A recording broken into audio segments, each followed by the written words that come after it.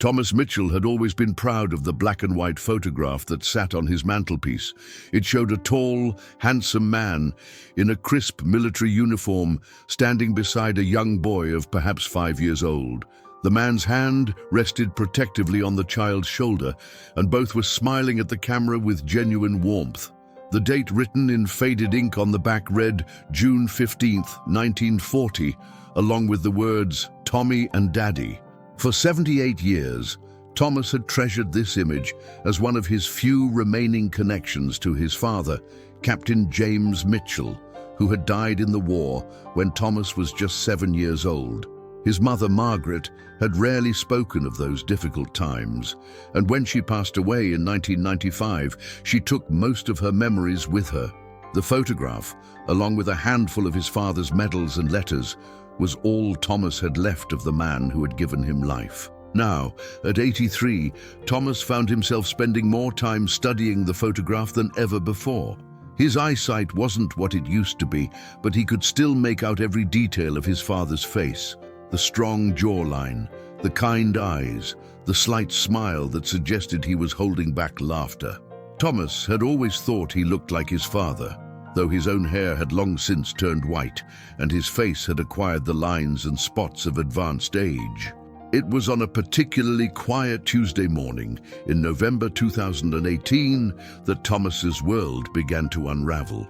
He was sitting in his favorite armchair, the photograph in his lap, when his granddaughter Sarah arrived for her weekly visit.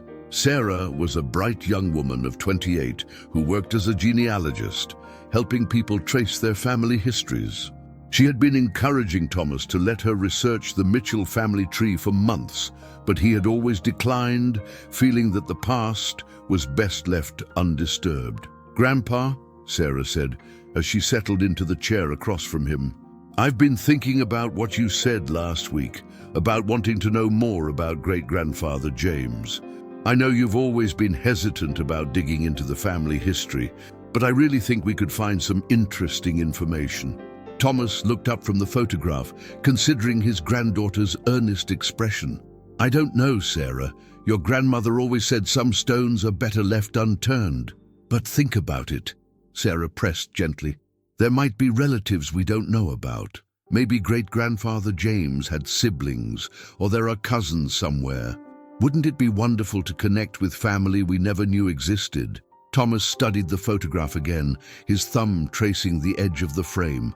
"I suppose it wouldn't hurt to know a little more about him. I've always regretted that I have so few memories of my father." Sarah's face lit up with excitement.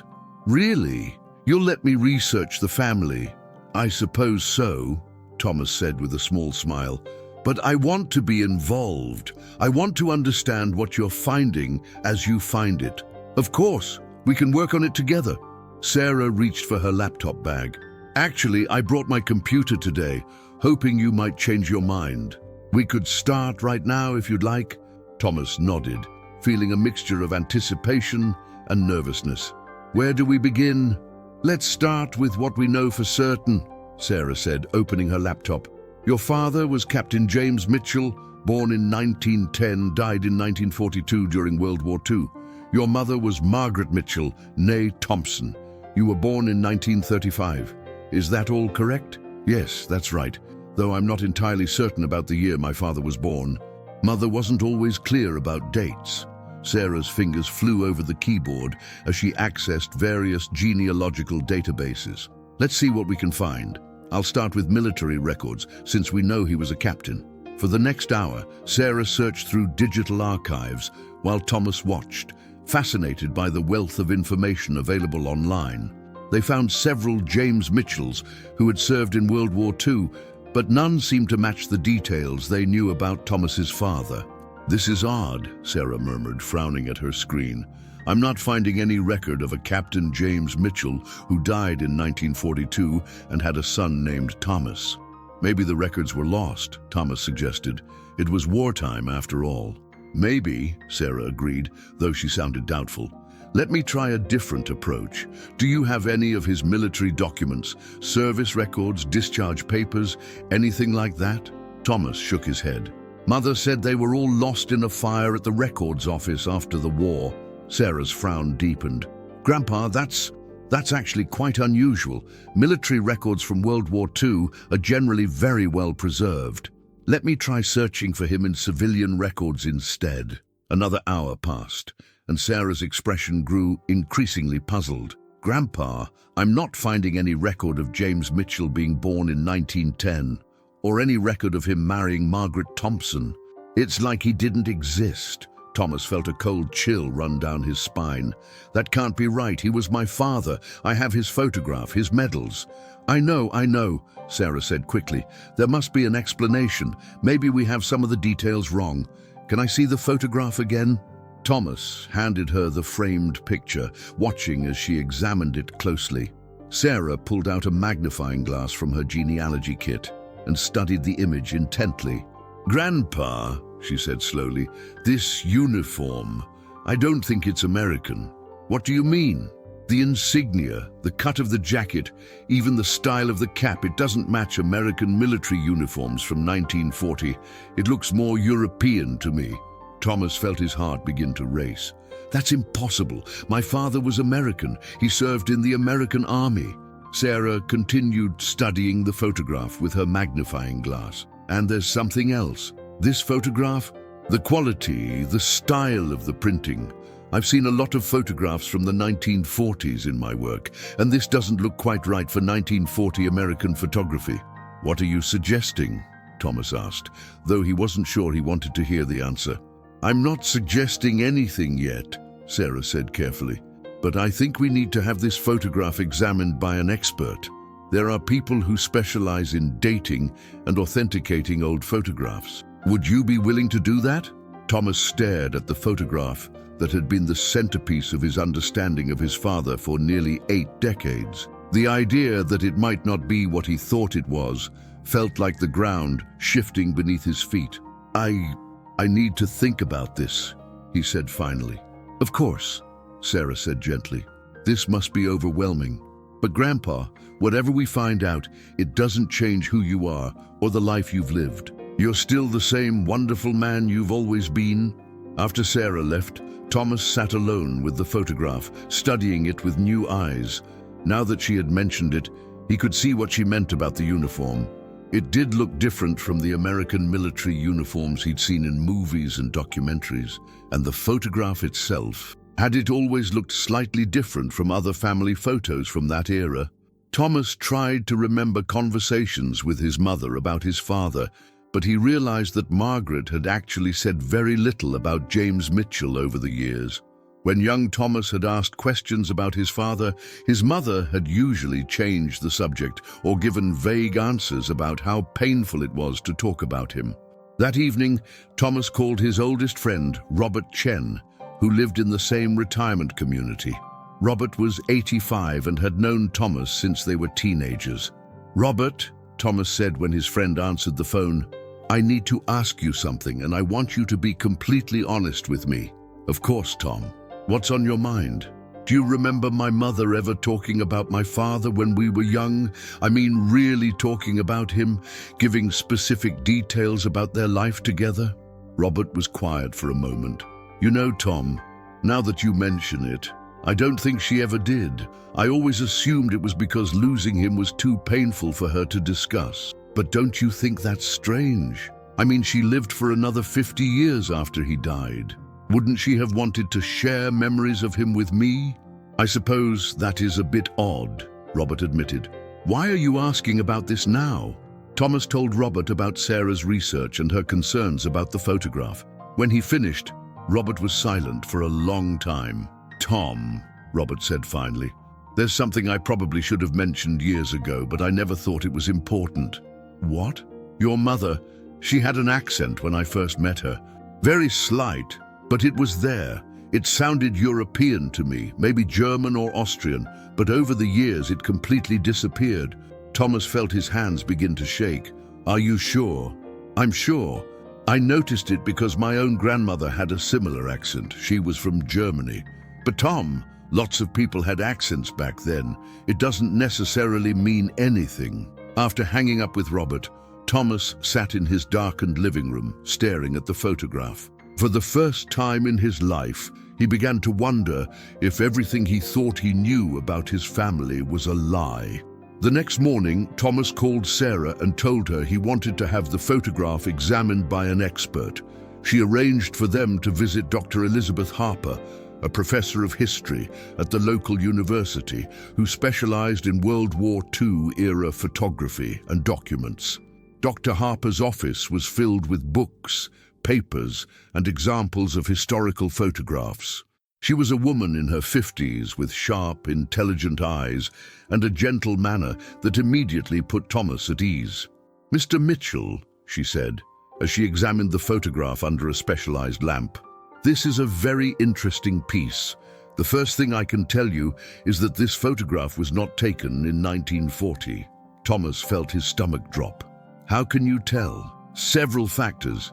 The photographic paper, the chemical processing, even the style of the printing, they're all consistent with photography from the 1950s, not the 1940s. I'd estimate this photograph was taken sometime between 1952 and 1955. "But that's impossible," Thomas protested. "My father died in 1942. Dr. Harper looked at him with compassion. "Mr. Mitchell, I'm afraid there's more. This uniform is not American military.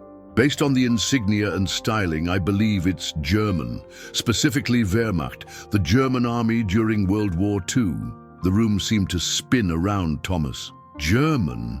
But that would mean—" "I can't tell you what it means," Dr. Harper said gently.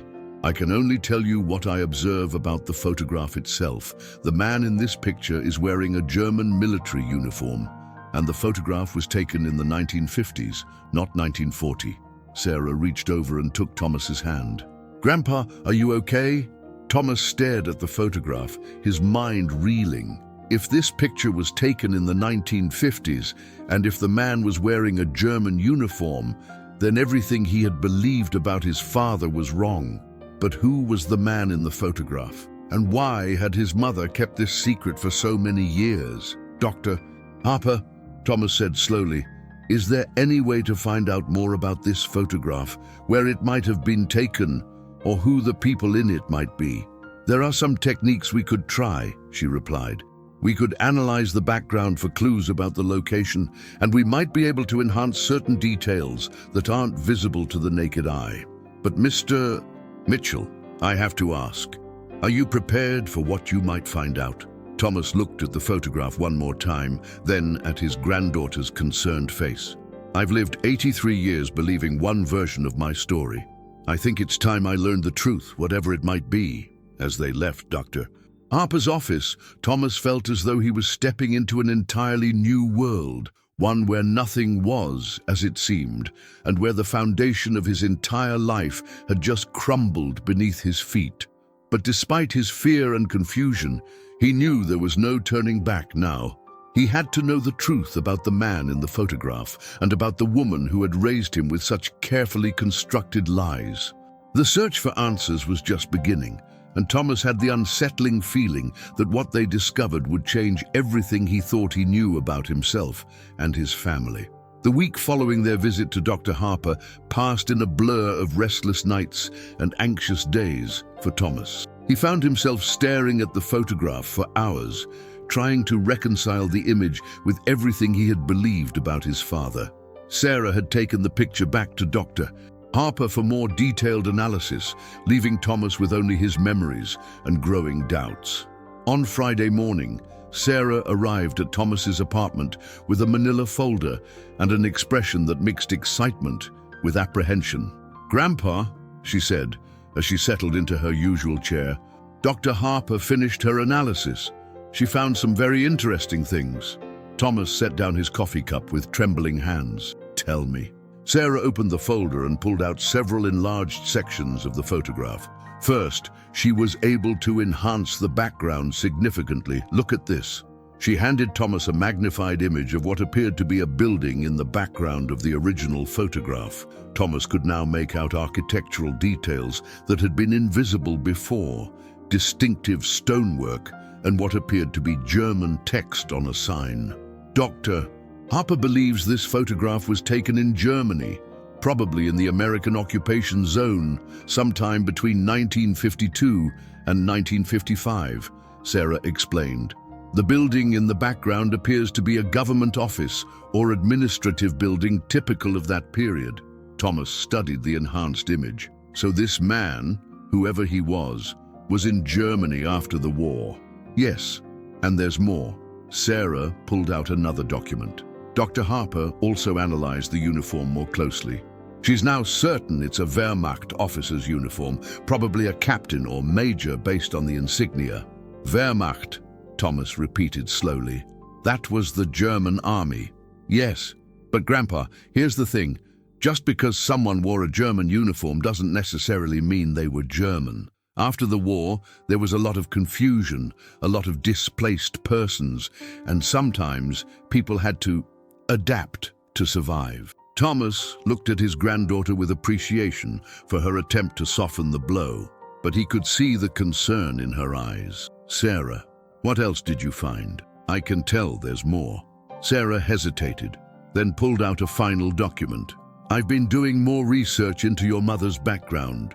I found something interesting about Margaret Thompson. What kind of something?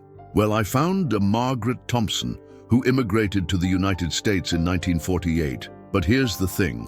According to the immigration records, she came from Austria, not from Ohio, like she always told us. Thomas felt the familiar sensation of the ground shifting beneath him. Austria, yes. And the immigration records list her previous name as Margaret Hoffmann. She was 23 when she arrived, which would make her birth year 1925, not 1920 like we always thought. Thomas did the math in his head, but that would mean she was only 10 years old when I was born in 1935. Exactly, which means either the immigration records are wrong, or Sarah trailed off, or Margaret Thompson wasn't my biological mother. Thomas finished quietly. They sat in silence for several minutes, the weight of these revelations settling over them. Finally, Thomas spoke. Sarah, I need to ask you something, and I want you to be completely honest with me. Do you think it's possible that I'm not who I think I am?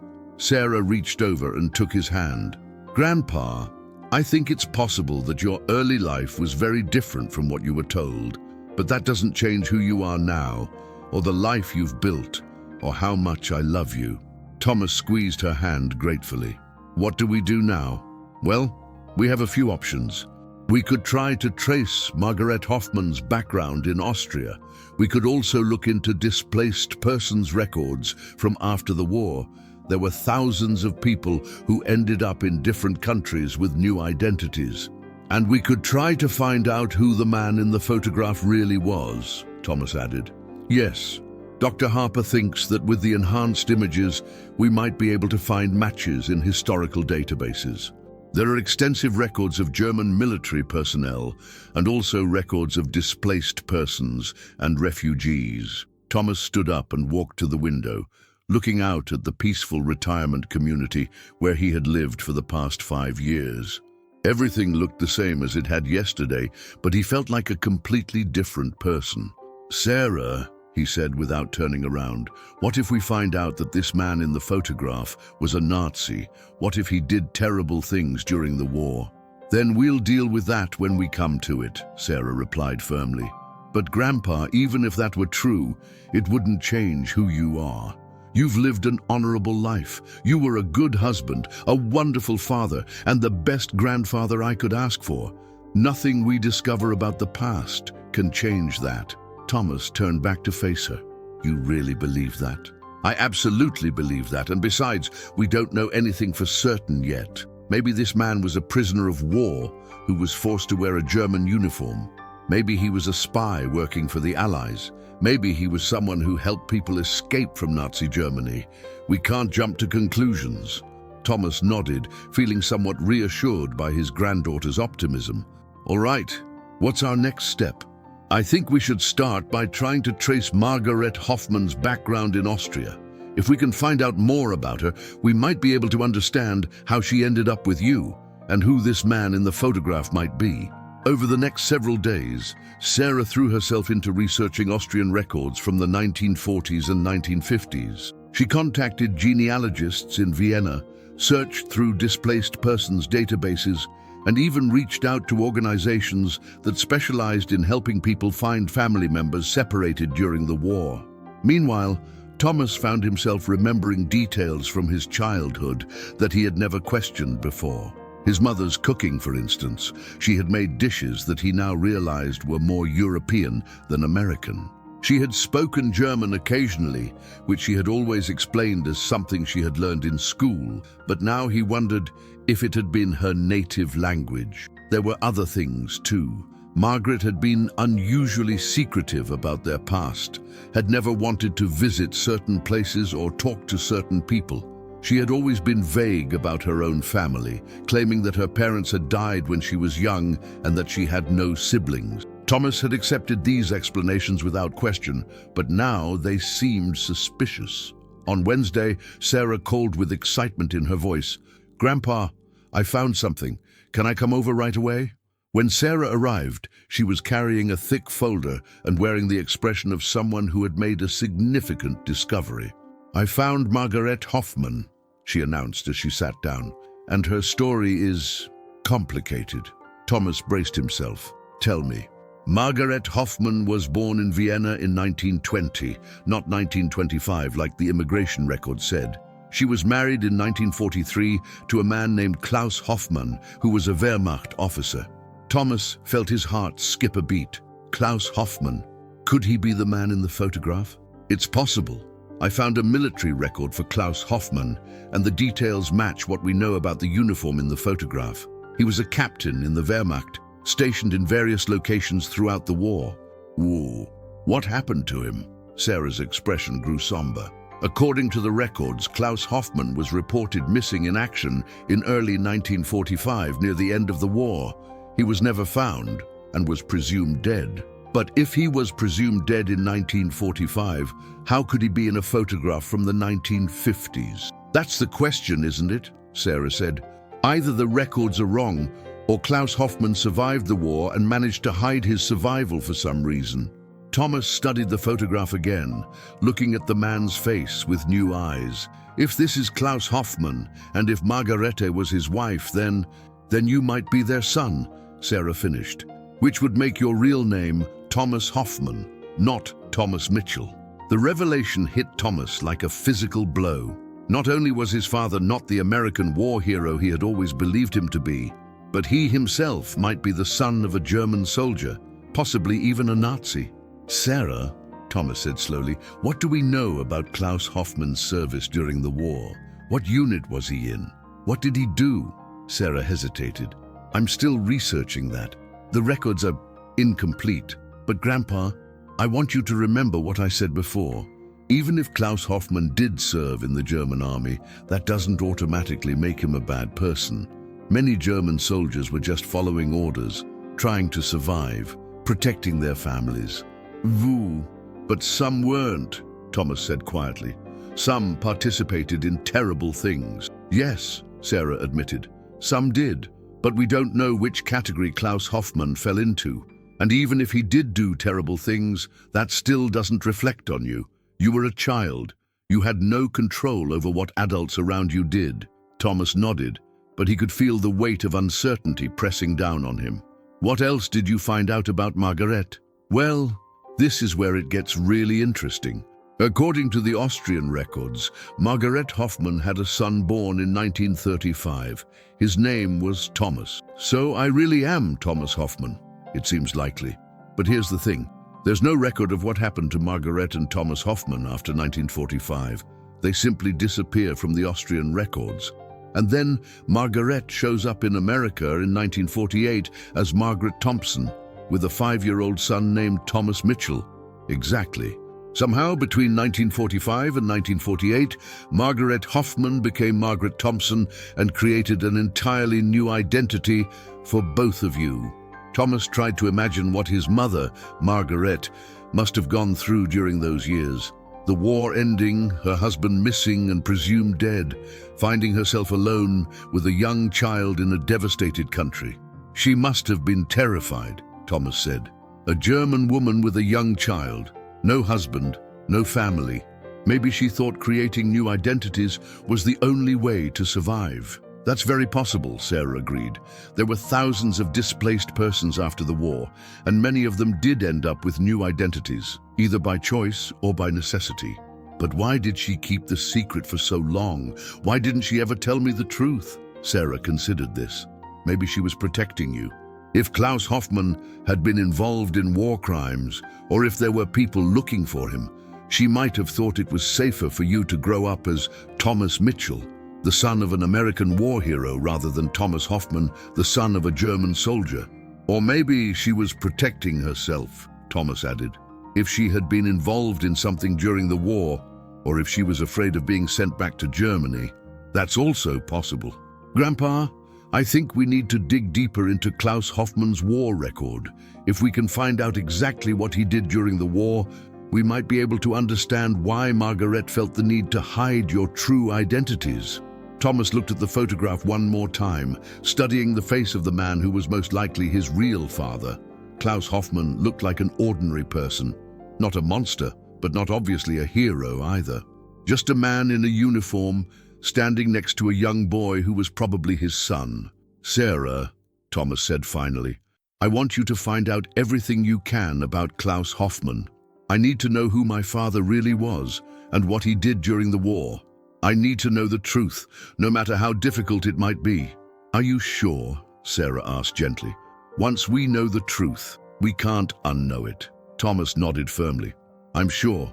I've lived my entire life based on a lie. I owe it to myself and to you and to your children someday to know the real story of our family. As Sarah gathered her papers and prepared to leave, Thomas felt a mixture of fear and anticipation about what they might discover. The comfortable fiction of his life as Thomas Mitchell, son of an American war hero, was crumbling away. In its place was emerging the much more complex and potentially troubling reality of Thomas Hoffmann, son of a German soldier whose true story was still waiting to be uncovered. But whatever the truth turned out to be, Thomas was determined to face it. After 83 years of living with lies, he was finally ready to learn who he really was. The following weeks brought a flurry of international correspondence as Sarah reached out to archives, museums, and research institutions across Europe. Thomas found himself caught between anticipation and dread, wondering what each new piece of information might reveal about his true identity and his father's wartime activities. Dr. Harper had put them in touch with a colleague in Berlin, Dr. Heinrich Weber, who specialized in Wehrmacht records and post-war displaced persons. Dr. Weber had agreed to help with their research, and his first communication arrived on a cold Monday morning in December. Grandpa, Sarah said as she entered Thomas's apartment, holding a thick envelope with German postmarks. Dr. Weber sent us some preliminary findings. Thomas set aside his morning newspaper and gestured for Sarah to sit down. What did he find?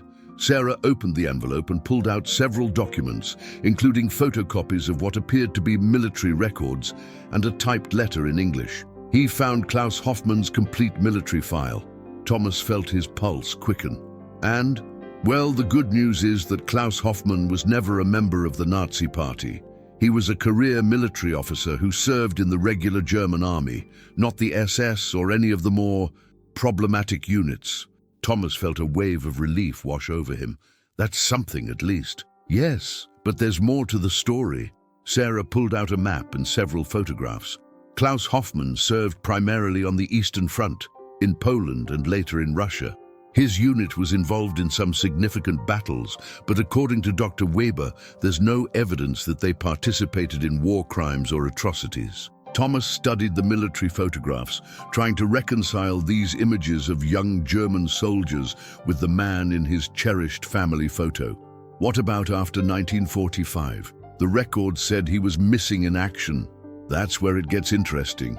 Sarah pulled out another document. Dr. Weber found evidence that Klaus Hoffmann was captured by Soviet forces in early 1945 and sent to a prisoner of war camp in Siberia. Siberia? Thomas was stunned. But if he was in a Soviet prison camp, how could he be in a photograph from the 1950s? Because he escaped, Sarah said, her voice filled with excitement. Dr. Weber found records indicating that Klaus Hoffmann was one of several German POWs who escaped from the camp in 1947. Most of them were recaptured or died in the wilderness, but a few made it to safety. Thomas felt his head spinning.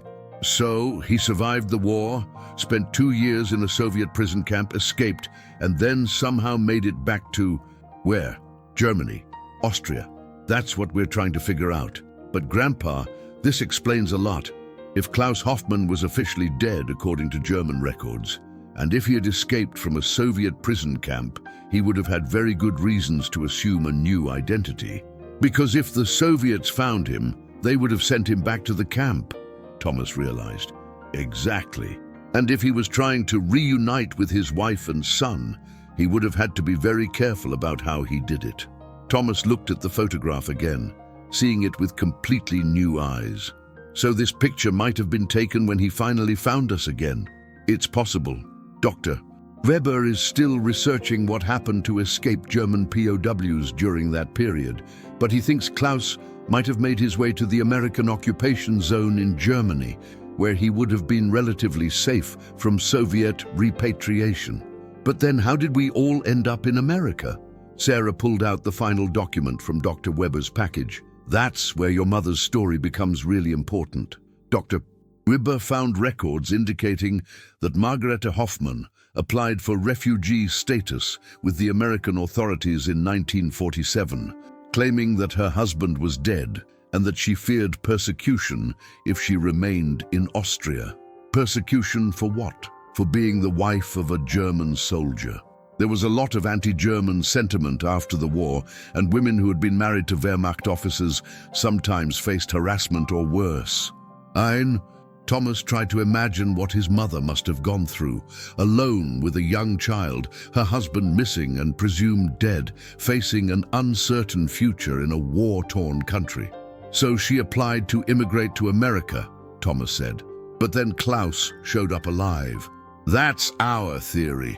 If Klaus found Margarete and Thomas just as she was preparing to leave for America, they would have faced a difficult decision. Klaus couldn't use his real identity because he was officially dead and an escaped POW. But Margaret had already been approved for immigration under her new identity as Margaret Thompson. So they decided to stick with the false identities and go to America together, Thomas concluded. It makes sense, Sarah agreed. America offered them a chance to start over completely, with no one asking questions about their past.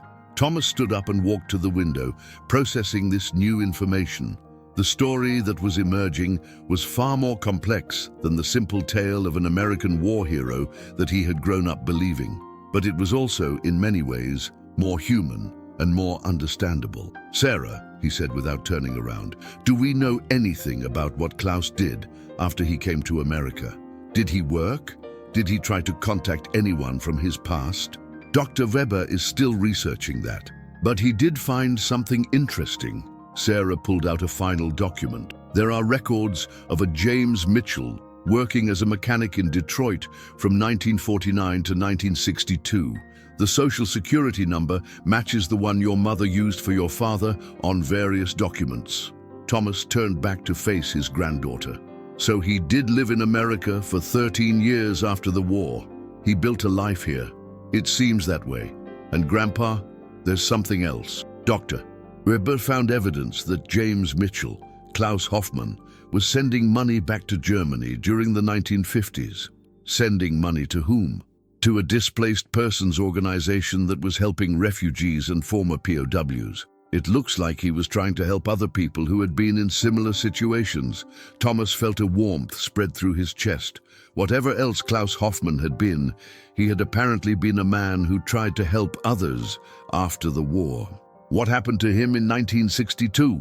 Thomas asked. Sarah's expression grew sad. He died in an industrial accident at the factory where he worked. It was completely accidental. A piece of machinery malfunctioned. He was 52 years old. Thomas sat back down, feeling overwhelmed by the complexity of his father's real story.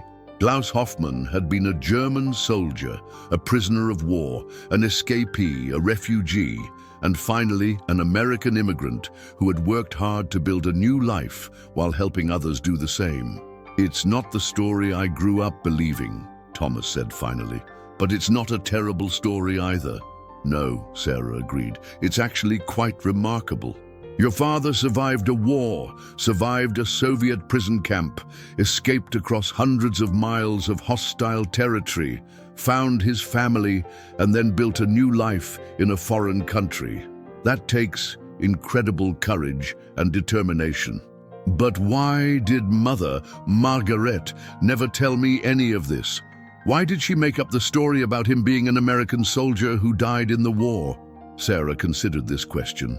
"I think she was still protecting you, even after he died.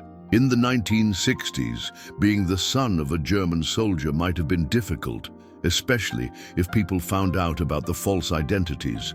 It was probably easier to maintain the fiction than to risk exposure. And she kept it up for the rest of her life. She kept it up because she loved you and wanted to protect you. But Grandpa, I think there might be more to discover. Dr. Weber mentioned that he's found some personal documents that belong to Klaus Hoffmann, letters, photographs, maybe even a diary. He's trying to get permission to access them." Thomas felt his heart leap. "Personal documents? From my father?" "Yes, they're in the archives of the Displaced Persons organization that he supported. If we can access them, we might be able to learn about his thoughts, his feelings, his experiences during and after the war." "I want to see them," Thomas said immediately. "Whatever they contain, I want to know." "Dr. Weber thinks he can arrange access, but it might require us to travel to Germany. The documents are in Berlin, and the archivists prefer to have researchers examine original materials in person." Thomas looked at Sarah with surprise. "Travel to Germany? At my age? I know it's a big decision. But Grandpa, this might be our only chance to really understand your father's story. These documents could tell us what he was thinking when he made the decision to escape, what it was like for him to find you and Margaret again, how he felt about starting over in America." Thomas thought about the photograph that had started this entire journey. For nearly 80 years, it had been his only connection to his father. Now, he was being offered the chance to discover who Klaus Hoffmann really was, not just as a soldier or a refugee, but as a person. "When would we need to go?" Thomas asked. "Dr. Weber says the archives are available year-round, but he recommends waiting until spring when travel conditions are better. That would give us time to prepare, and it would give him time to arrange full access to all the relevant documents." Thomas nodded slowly. "Sarah, I need to ask you something. Are you prepared for what we might find in those documents? What if we discover that Klaus Hoffmann did things during the war that we can't be proud of? What if we learn that he wasn't the good man we're hoping he was?" Sarah reached over and took his hand. "Grandpa, we'll deal with whatever we find. But from everything we've learned so far, Klaus Hoffmann seems like a man who was trying to do the right thing in impossible circumstances. He served his country when called upon. He survived terrible hardships. He found his family, and he worked to help others. That sounds like a good man to me.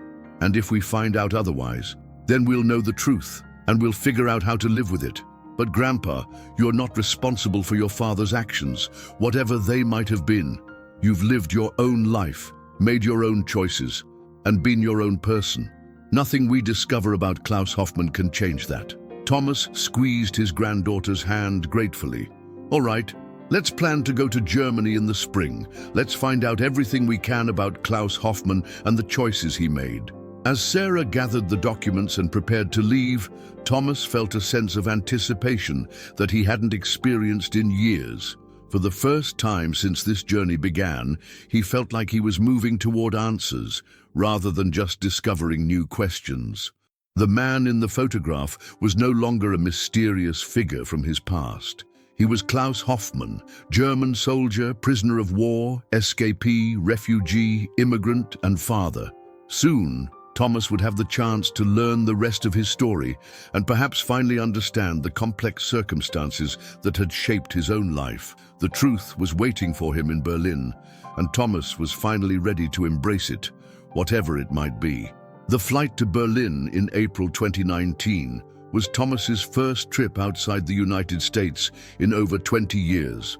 As the plane descended through the clouds, he pressed his face to the window and looked down at the city where his father's story had been preserved in archives for more than 70 years.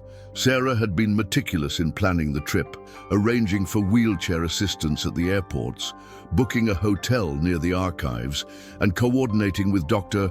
Weber to ensure they would have full access to Klaus Hoffmann's documents. Despite her careful preparations, Thomas felt nervous about the journey ahead. Dr. Weber met them at the hotel the evening of their arrival. He was a man in his 60s with kind eyes and the patient demeanor of someone who had spent decades helping people uncover difficult family histories. "Mr. Mitchell, or should I say Mr. Hoffmann," Dr. Weber said with a gentle smile as they sat in the hotel lobby. "I'm still getting used to that," Thomas admitted. "I've been Thomas Mitchell for 83 years. It's hard to think of myself as anyone else." "Identity is complex," Dr. Weber replied. "You are both Thomas Mitchell and Thomas Hoffmann. The documents we'll examine tomorrow will help you understand how those two identities came to exist." "What exactly will we be looking at?" Sarah asked. Dr. Weber pulled out a folder and opened it on the coffee table between them. "We have quite a collection. There are letters that Klaus wrote from the prisoner of war camp, documents related to his escape, correspondence with displaced persons organizations, and most importantly, a journal that he kept from 1947 until his death in 1962. Thomas felt his breath catch. "A journal? He wrote about his experiences?" "Yes, it's quite detailed. He wrote in German, of course, but I've prepared translations of the most relevant passages. The journal covers his escape from the Soviet camp, his search for his family, his decision to immigrate to America, and his life as James Mitchell." "Will we be able to read the entire journal?" Thomas asked. "If you wish. It's quite long, several hundred pages, but the archive has given us unlimited access for the week you're here." That night, Thomas lay awake in his hotel bed, staring at the ceiling and thinking about the next day. For months, he had been learning facts about Klaus Hoffmann, where he served, when he was captured, how he escaped. Tomorrow, he would finally learn about the man himself, his thoughts, his feelings, his motivations. The next morning, Dr. Weber led them through the streets of Berlin to a modern building that housed the archives of the International Refugee Organization. Thomas was struck by how normal the city looked, bustling with traffic, filled with people going about their daily lives, showing few obvious signs of its tumultuous history. The archive reading room was quiet and well lit, with long tables and comfortable chairs. Dr. Weber had already arranged for Klaus Hoffmann's documents to be brought out, and they were waiting in several boxes on a table near the window. "Where would you like to start?" Dr. Weber asked. Thomas looked at the boxes, feeling overwhelmed. "The journal, I think. I want to hear his voice." Dr. Weber opened the first box and carefully removed a leather-bound notebook, worn and stained with age. "This is the first volume of Klaus's journal. It begins in March 1947, shortly after his escape from the prison camp." Thomas reached out with trembling hands to touch the journal. This book had been held by his father, had absorbed his thoughts and experiences. It was the closest Thomas had ever come to actually connecting with Klaus Hoffmann. "The first entry is quite dramatic," Dr. Weber said, opening to a page marked with a small slip of paper. "Would you like me to read it to you?" Thomas nodded, not trusting his voice. Dr. Weber began to read from his translation. "March 15th, 1947. I am free, but I do not know if I am alive. 3 days ago, I walked away from hell, and now I am somewhere in the forests of Poland, trying to find my way home to a family that may no longer exist. The cold is terrible, but not as terrible as the thought that Margaret and Thomas may be dead, or that they may have forgotten me." Thomas felt tears spring to his eyes. This was his father's voice, speaking across more than 70 years about his love for his family. Dr. Weber continued, "I dream about them every night. Margaret's laugh, Thomas's small hand in mine. I tell myself that they are alive, that they are waiting for me, but I know that 2 years is a long time." Thomas would be 12 now. Does he remember his father? Does he know that I have thought about him every day since I was captured? He was thinking about me, Thomas whispered. Even in the prison camp, he was thinking about me. Sarah reached over and squeezed his hand. Of course he was. You were his son. Dr. Weber turned several pages. The next few entries describe his journey westward. It took him nearly 2 months to reach Austria, traveling mostly at night, avoiding Soviet patrols, relying on the kindness of strangers for food and shelter. Was he alone? Thomas asked. No, he was traveling with 2 other escaped prisoners. One of them died of exposure in the mountains between Poland and Czechoslovakia. The other was recaptured by Soviet forces just a few kilometers from the Austrian border. Thomas tried to imagine his father making that desperate journey, driven by the hope of reuniting with his family. When did he find us? Dr. Weber flipped through several pages. According to the journal, Klaus reached Vienna in May 1947. He spent several weeks trying to locate Margaret and Thomas through refugee organizations and displaced persons camps. And did he find them? Yes, but not in Austria. He discovered that Margarete had applied for immigration to America and was waiting in a displaced persons camp in Germany. Dr. Weber found another marked passage. Here's what he wrote when he found you. June 3rd, 1947. I have found them. My God, I have found them. Margaret is thinner than I remember, and Thomas has grown so much, but they are alive and they are mine. Thomas was afraid of me at first. He barely remembered his father, but when I showed him the wooden horse I carved for him before the war, he smiled and called me Papa. Thomas felt his chest tighten with emotion. He had a vague memory of a wooden horse, though he had always assumed it was just a toy his mother had bought for him. What happened next? Sarah asked. Dr. Weber turned more pages. This is where the story becomes complicated. Klaus discovered that Margaret had already been approved for immigration to America under the name Margaret Thompson. She had told the authorities that her husband was dead and that she was a war widow. So she had already created the false identity, Thomas realized. Yes, and Klaus faced a difficult choice. He could reveal himself to the American authorities and try to immigrate under his real name, but that would have exposed Margaret's false identity and possibly resulted in her deportation. Or he could assume a false identity himself and immigrate as her husband. What did he decide? Dr. Weber found another passage. Klaus wrote, I have made my choice. I will become James Mitchell, the American soldier that Margaret invented. It is a lie. But it is a lie that will keep my family together and give Thomas a chance at a good life in America. I have been Klaus Hoffmann, the German soldier. Klaus Hoffmann, the prisoner. Klaus Hoffmann, the escapee. Now I will be James Mitchell, the immigrant, and perhaps that will be enough. Thomas was quiet for several minutes, absorbing the magnitude of his father's sacrifice. Klaus had given up his real identity, his history, his very self, to protect his family and give them a chance at a new life. There's more, Dr. Weber said gently. Klaus wrote extensively about his life in America, about watching Thomas grow up, about the challenges of maintaining a false identity. What kinds of challenges? Thomas asked. Dr. Weber opened the second volume of the journal. He was always afraid of being discovered. He had to learn American customs, American slang, American history. He had to pretend to have memories of places he'd never been and experiences he'd never had. That must have been incredibly difficult, Sarah observed. It was. But Klaus also wrote about the joys of his new life. Here's an entry from 1952. Thomas is 17 now, and he has been accepted to college. He wants to study engineering. I'm so proud of him, and so grateful that he will have opportunities that I never had. Sometimes I want to tell him the truth about who I am, about where we came from, but I know that would only burden him with secrets that are mine to carry.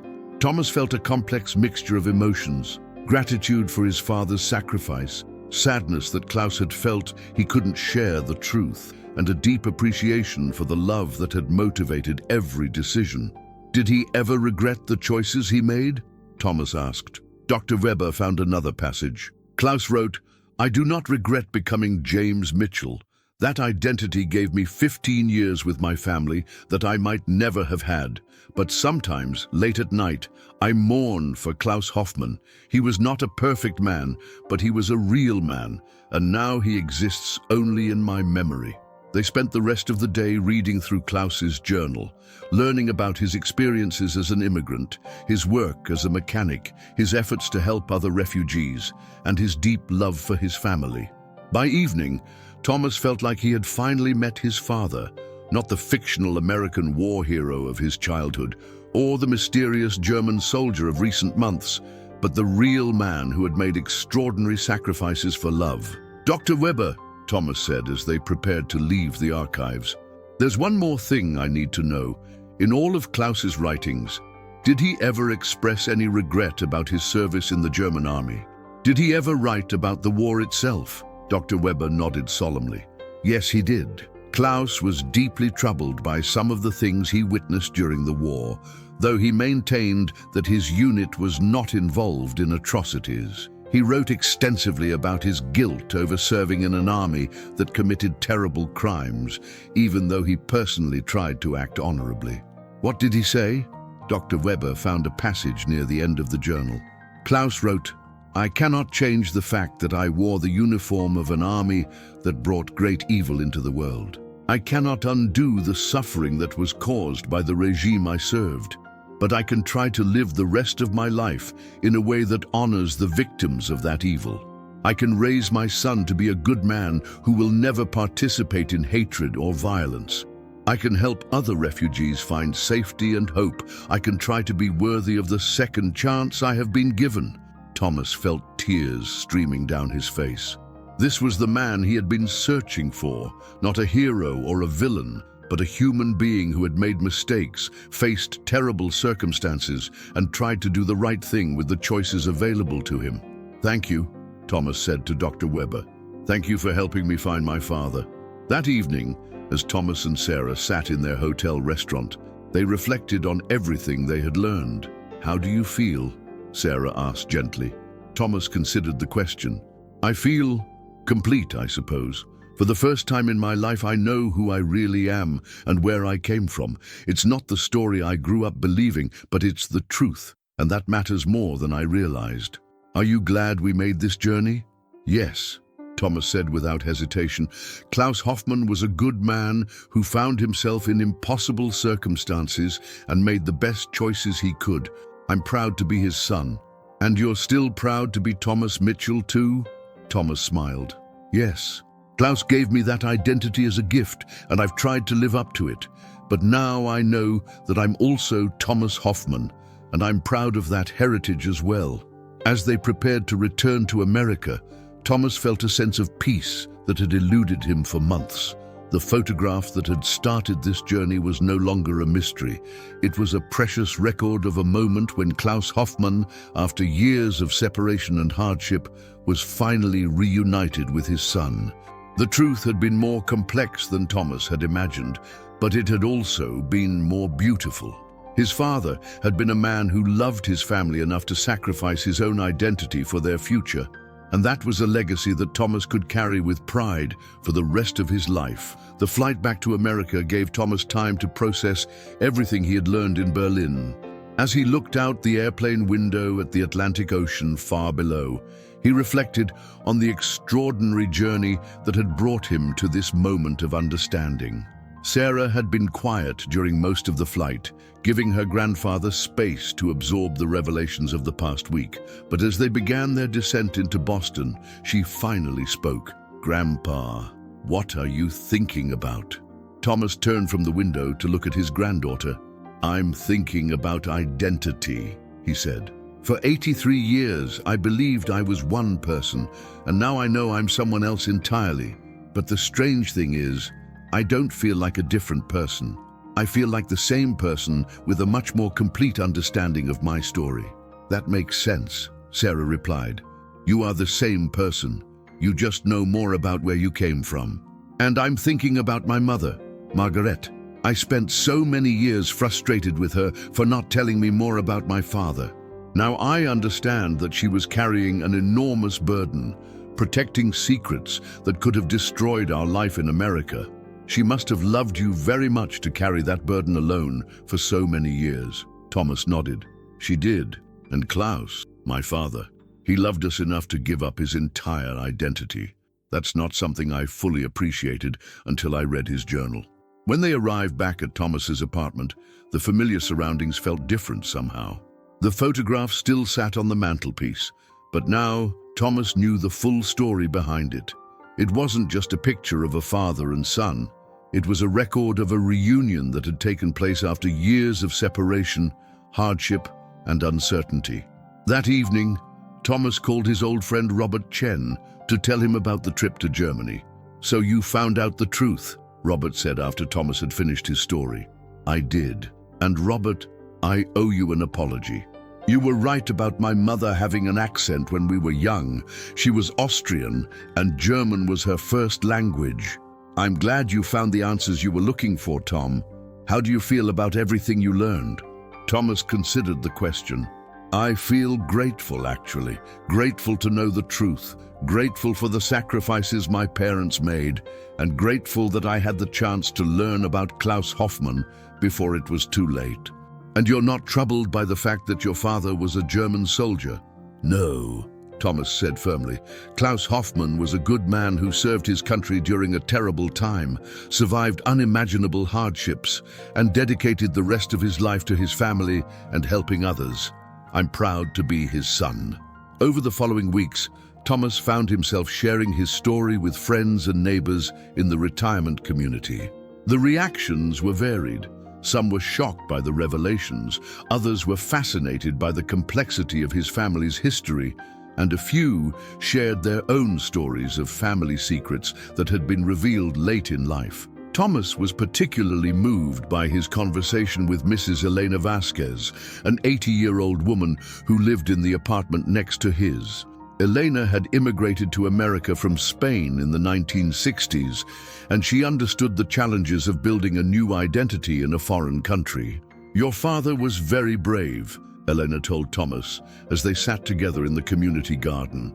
"It takes great courage to leave everything you know behind and start over in a new place. And to do it to protect your family, that is the action of a true father." "I'm beginning to understand that," Thomas replied. "For so long, I thought courage meant dying heroically in battle. But Klaus showed a different kind of courage, the courage to live with difficult choices and make the best of impossible circumstances." "And your mother too," Elena added. "To carry such secrets for so many years, to protect you from knowledge that might have hurt you, that is also courage." Thomas nodded, feeling a new appreciation for Margaret's strength. "I wish I could tell her that I understand now, that I'm not angry about the lies. I think she would have been relieved to know that I finally learned the truth." Sarah visited regularly during this period, helping Thomas organize the documents they had brought back from Germany and working on a comprehensive family history that would preserve Klaus Hoffmann's story for future generations. "I've been thinking," Sarah said during one of these visits, "about what we should do with all of this information. It's such an incredible story, and it might help other people who are dealing with similar family mysteries." "What do you have in mind?" Thomas asked. "Well, Dr. Weber mentioned that there are organizations that help people research family histories related to World War II and its aftermath. Maybe we could share Klaus's story with them to help other families understand what displaced persons went through during that period." Thomas liked the idea.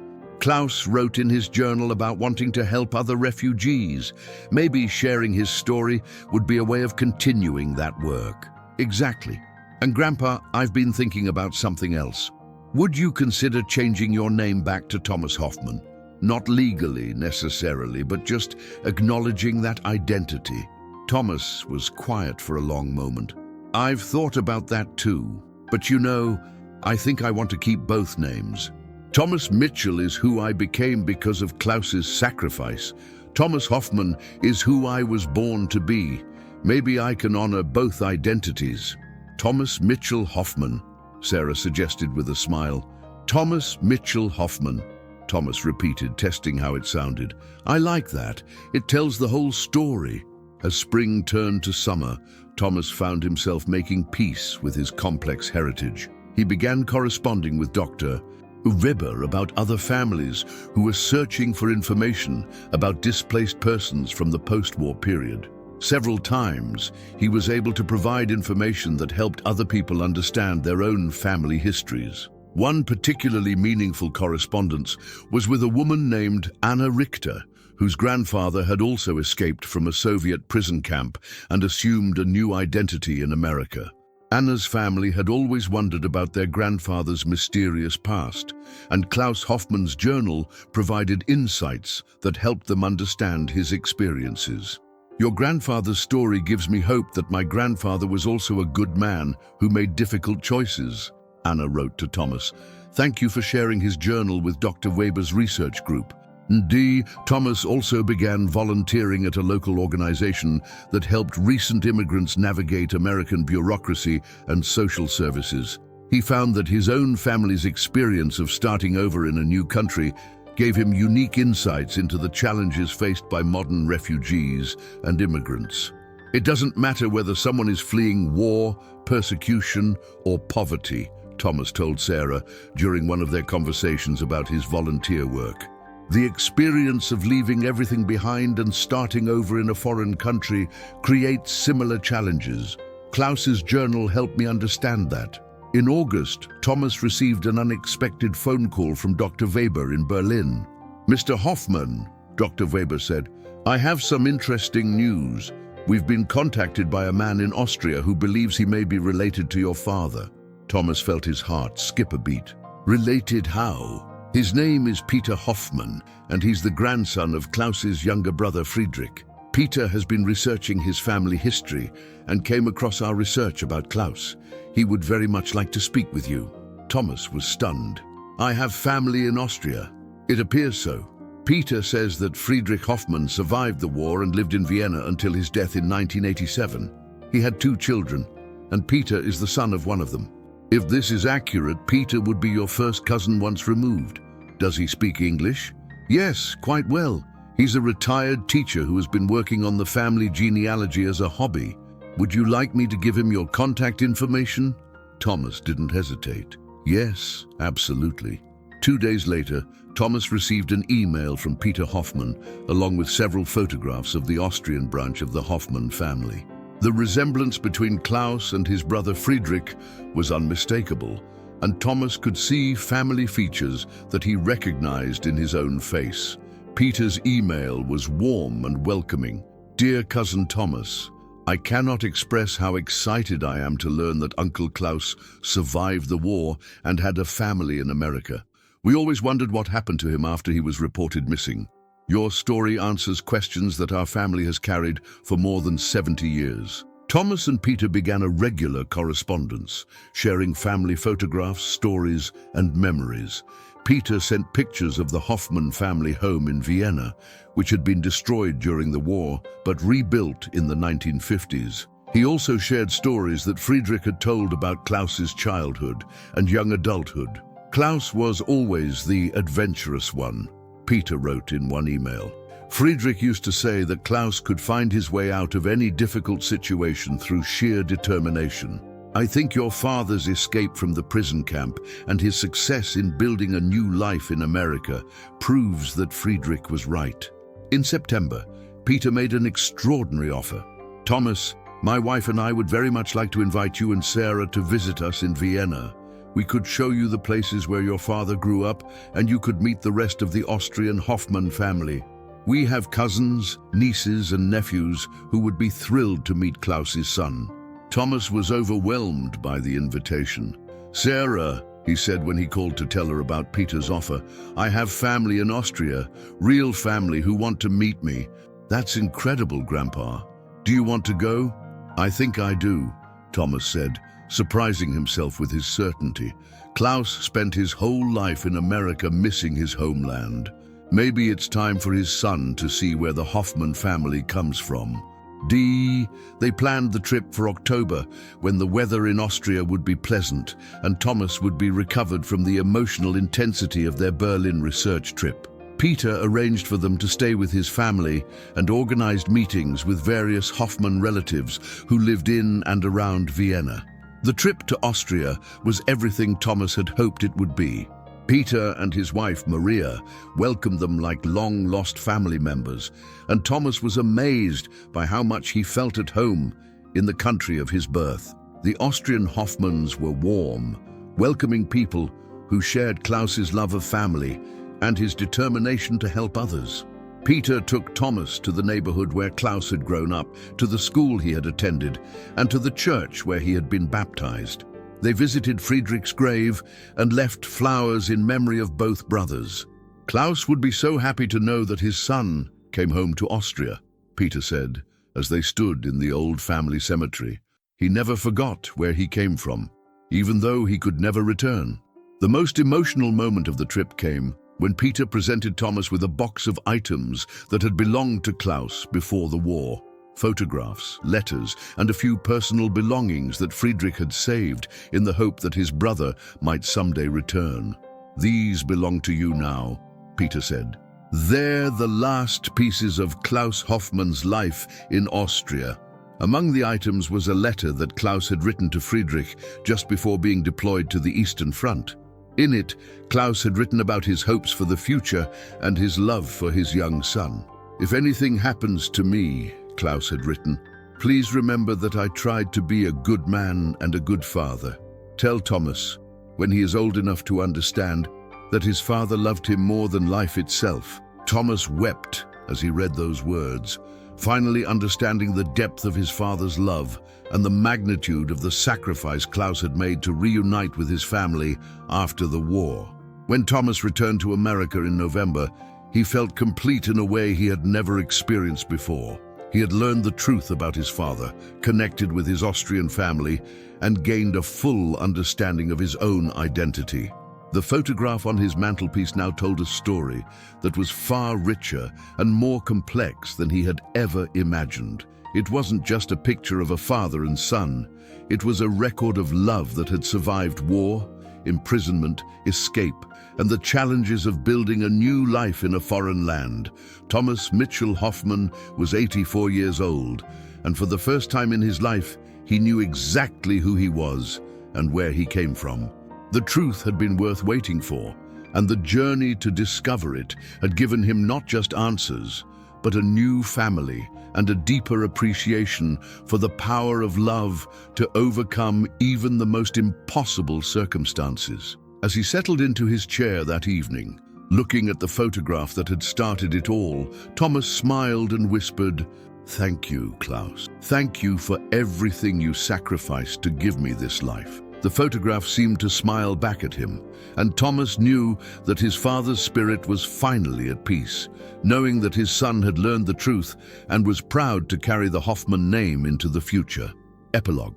1 year later, Thomas Mitchell Hoffmann published a book about his family's story, working with Sarah to ensure that Klaus Hoffmann's journal and experiences would be preserved for future generations. The book became a valuable resource for other families researching their own connections to displaced persons from World War II. Thomas continued his correspondence with the Austrian Hoffmanns and made annual trips to Vienna, where he was always welcomed as a beloved family member. He also maintained his volunteer work with immigrant services, using his own family's experience to help others navigate the challenges of starting over in a new country. The photograph that had revealed so many secrets remained on Thomas's mantelpiece, but it was now surrounded by pictures of his Austrian relatives, images from his trips to Vienna, and copies of pages from Klaus's journal. The single mysterious image had become the centerpiece of a rich family history that spanned 2 continents and 3 generations. Thomas lived to be 91 years old, and when he passed away peacefully in 2025, he was buried with copies of his father's letters and a small Austrian flag, finally reuniting Klaus Hoffmann's son with the homeland that had shaped his father's character and values. Sarah continued the family research, ensuring that the story of Klaus and Margarete Hoffmann's courage would never be forgotten. and that future generations would understand the extraordinary sacrifices that had been made to give them the freedom to live authentic, honest lives. Sometimes, the most important truths are hidden in plain sight, waiting for the right moment and the right person to uncover them.